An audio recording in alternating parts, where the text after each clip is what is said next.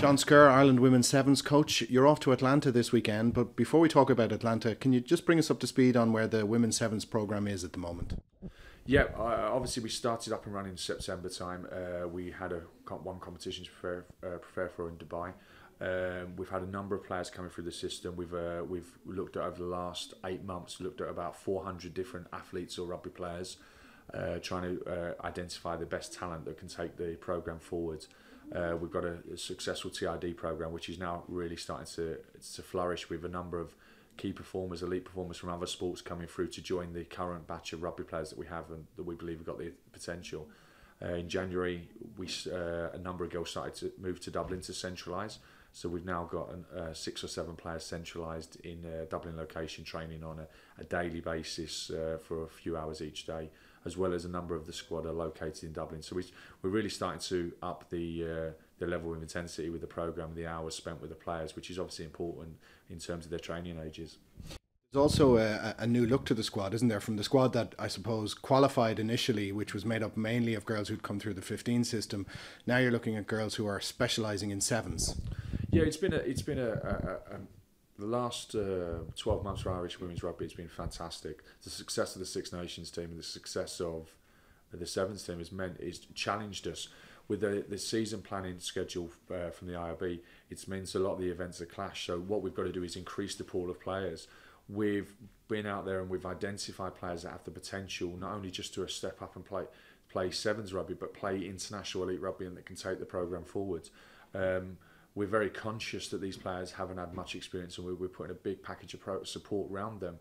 And hopefully, as the programme continues and gets stronger and we get players coming back and we can continue to improve, I think it's really important that these players come in, they play, but they don't just play sevens rugby, they play 15s as well. We want to broaden their rugby experiences, we want to make them better rugby players, and with that then we can allow them to specify as we go further down the line. But it's getting a bigger group of players to play more rugby, and hopefully we'll see success in both forms of the game in the coming year. Looking forward to Atlanta. A really exciting competition, a fairly daunting group, but I suppose if you want to get better, you're going to have to play against the best, aren't you? Yeah, it's a very tough draw. Very tough draw. I don't think it could have been any harder, but we've set our store about what we want to achieve at the end, and we realise where we're at as a programme. We realise we've got to get experiences for these players at that level, and we're going to see the players that can survive and who can adapt and grow. And I think the key is about development and improvement, rather than talking about wins or losses. It's about improvement, and these players improving, showing they've got the potential. Lots of our current internationals who are playing for the 15-a-side game came from other sports backgrounds and now are making themselves either major international or in some cases world-class players. And what we've got to do is attract more of these girls into the sport so we can get more world-class players playing for both teams and really have an impact. So it's going to be a big learning curve for the girls out there. But we're really excited by the challenge, and some of these the skill sets and will be definitely something to look for over the coming weeks.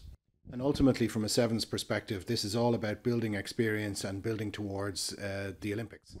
Yeah, it's about a long-term goal for us. If you were just looking in short terms, goals, we would miss the point of what the programme's aims are. It's about getting a team ready, to qualify for the Olympics in 2014-15 and 2015-16, and then competing at the Olympics. And what we've got to do is we've got to search the breadth of the country to find that talent, whether it be current rugby players or whether it be players from other sport.